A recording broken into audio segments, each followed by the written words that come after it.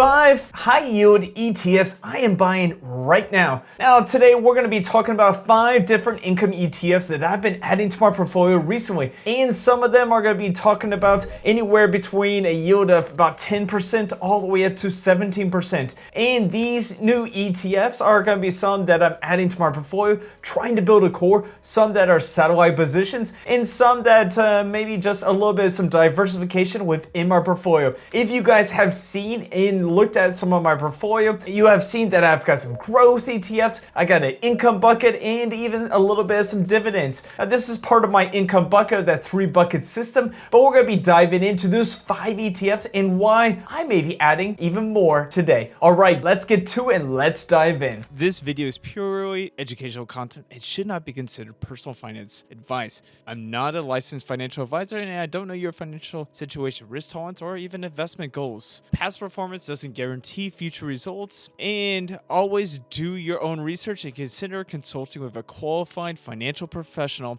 before making any investment. All right, let's get on to the video. Hey guys, my name is Steve and I run the Frugal Expat website where we try to help people to save more and invest better. Today, we are talking about 5 ETFs that I'm adding to my portfolio today. And these ETFs are a little bit different from each other, but they're helping to build part of my portfolio. We're going to be talking about these. We're going to be looking at the strategy. We're going to be looking at the costs. We're also going to be looking at some of the total performance of the year to date, because not every one of these are 1 year old. And we're also going to be looking at potentials of seeing how these could be doing in my portfolio. Now, they do have each different strategies and from a couple different companies, and so I'm diversifying that way, but we'll be also diving into seeing which one maybe you may like in the future. Now, our first ETF is going to be OVL. Now, OVL is the Overlay Shares Large Cap Equity ETF. Now, OVL is one of my favorite ETFs recently. Now, the reason I like it is because, I really like VOO and I really like income. So it's giving you some growth and income. Now, VOO makes up 100% of its portfolio, and it's also going to be giving out dividends every single month, which ranges in the distribution rate around 10 to 10.5%. And right now it's sitting at about 10.46%. And that's a pretty good yield if you ask me. Now, the year-to-date total performance is sitting at 15.22%, which is really good. Now, the expense ratio is 0.79%,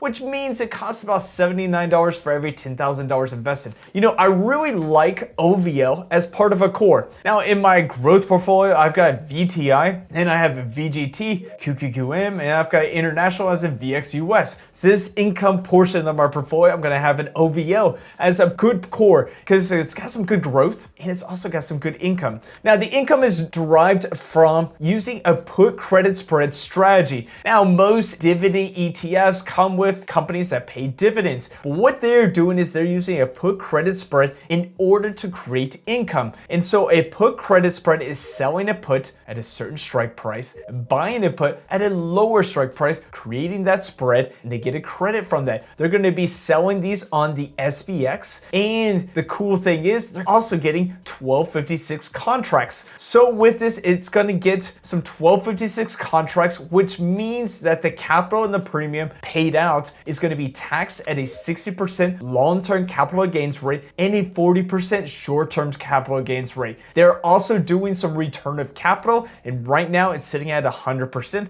So they're returning 100% return of capital. They're also got the 1256 contracts. So if return of capital is less than 100%, those 1256 contracts will also give you some good tax efficiency. So that's very good news with this ETF. So it's going to have some good growth, good yield, good tax efficiency, and it's a great way to build a core around your portfolio. All right, guys, let's get on to our next ETF. Now, our next ETF is going to be OVF, which is the Overlay Shares Foreign Equity ETF. Now, OVF is basically like the international version of OVL. It's going to have 2 different ETFs. A part of this portfolio is going to have IEFA and IEMG. These are 2 different international ETFs. IEFA is the international foreign developed market and makes up about 75% of the portfolio. IEMG is the emerging markets. It's going to make about 25% of the portfolio. So if you're looking for some good diversification within your portfolio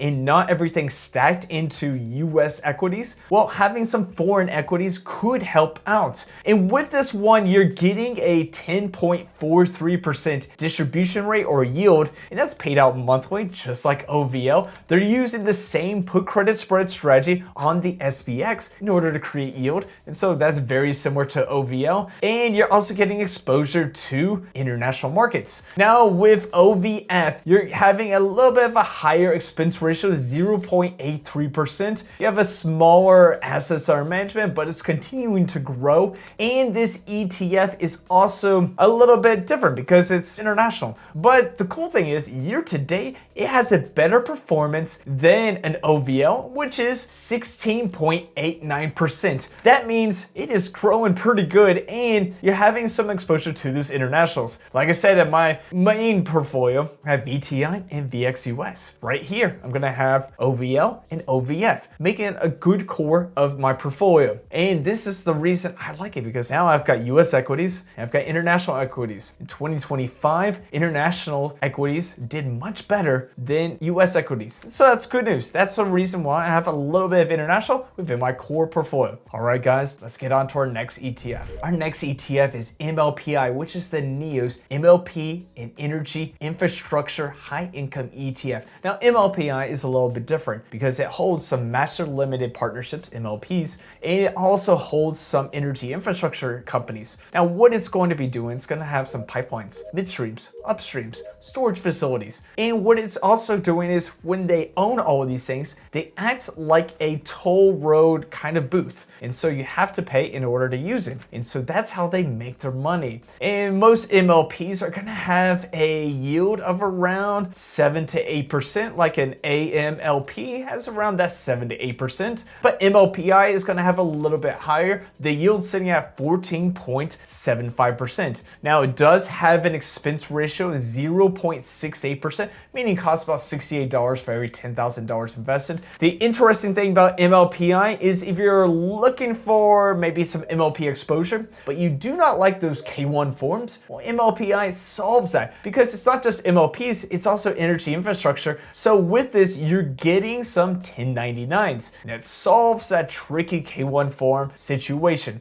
Now, some of you guys may be wanting to get into MLPI, like my dad, but it is quite new. MLPI came out in December of 2025, so it's not yet a year old, but this is also a good ETF. Now, I'm adding it to my portfolio because I want some exposure to energy. I want some exposure to something that's not correlated exactly with the large cap and international equities. This is more of something that's off to the side, doing its thing, creating income, and also adding some diversification within my portfolio. Now, this is not going to be a core piece. This is going to be more like a satellite piece into my portfolio. So that's why I'm adding a little bit more of MLPI into my portfolio. All right, guys, let's get on to our next ETF. Hey guys, if you really like this content and you really like these videos, make sure to hit that like button, subscribe. One of my favorite places to learn from each other is from my Circle community. I have created a Circle community where people have discussions. I'm posting out videos. I've got resources. I've got free cheat sheets. And the cool thing is you guys can join. I'm going to leave a link in my description in my pinned comments so you guys can have one free week. And that means you guys can actually come in, check it out, and see if this is someplace you may want to be a part of. Well, let me know in the comments if you want to have a community like this, and make sure to check it out. All right, guys, let's get back to the video. Our next ETF is going to be TDAQ. Now, TDAQ is the TAP Alpha Innovation 100 Growth in Daily Income ETF. Now, this ETF is a good ETF from TAP Alpha. It uses a zero DTE strategy in order to create income. Now, if you guys don't know what zero DTE means, zero DTE is 0 days to expiration. So they're going to sell a call earlier in the day. They're going to close it out later on the day, hoping that time decay and theta decay happens to collect as much premium as possible.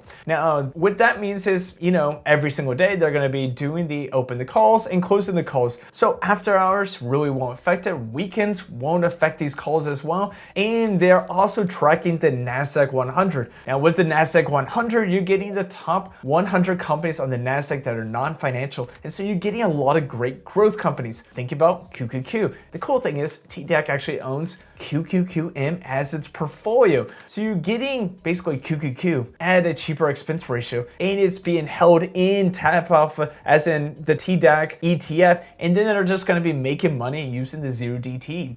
Now, with this ETF, you do have an expense ratio of 0.83%, meaning costs about $83 for every $10,000 invested. And with this ETF, you're also getting a yield of around 17.10%. Now, I know some people out there are going to say that maybe less yield is probably better and allow it to have more upside. And that's very true because this is the highest yielding ETF on this list. But right now, I believe in it, and it's also doing pretty good with some total return numbers. And so that's something to also look at too. Now, the total return year to date for the last basically 16 months is 15.34%. And so it's doing pretty good. It's almost on par with the yield, and it only been 6 months. And so if it continues to grow like this, it's going to be a pretty good yielding ETF. Now, it did come out in September of 2025, so it's almost a year old. And this is a very popular ETF, and I really like it. And so I keep adding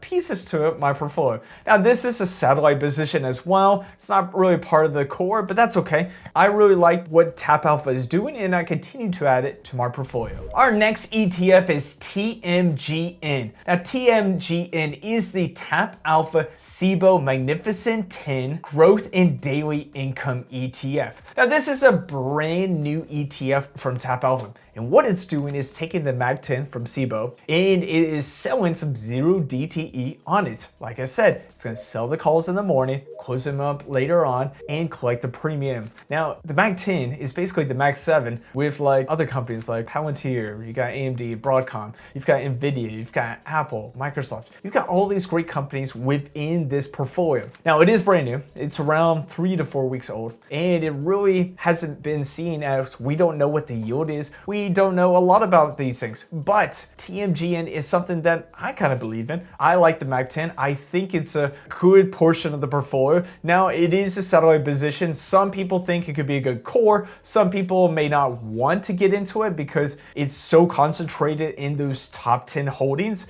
And some people would rather have indexes, and that's okay. Right now, I am 39 years old, and so I have a bit of some time before I hit retirement. And so this one could be a great one where I'm going to be adding it as a satellite position, and it's a pretty good one that I believe in. Now, Sai Katara has been on my show, and if you want to check out that podcast, I'll put a link up here for you guys to take a look at it. And he talks about TMGN with me, and so with him just talking, I kind of believe in it. It's got good tax efficiency. We're talking about it's got some good return of capital, some constructive return of capital. It's also got some 1256 contracts because it's selling it on the index, and it actually holds those 10 companies within the portfolio and allowing it to continue to stay even with what the SIBO Mag 10 looks like. Now, this is very new. It's very interesting. We don't know really as much as we could know about it. Like, we don't know the yield. We don't know what's going to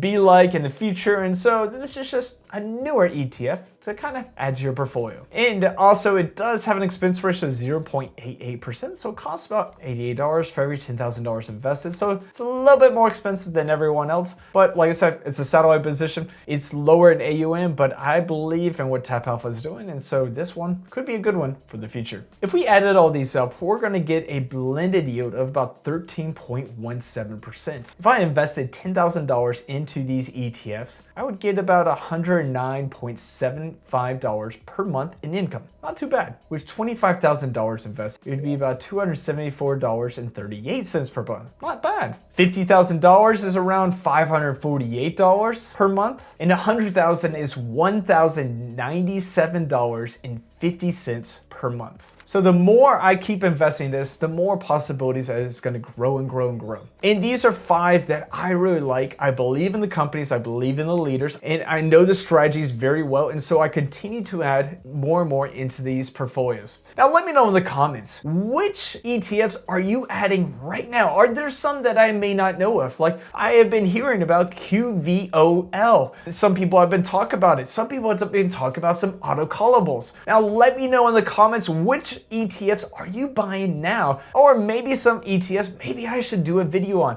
Let me know in the comments, and make sure to check out this video on some of the best news ETFs to create a great portfolio up here. And I'll see you guys in our next video.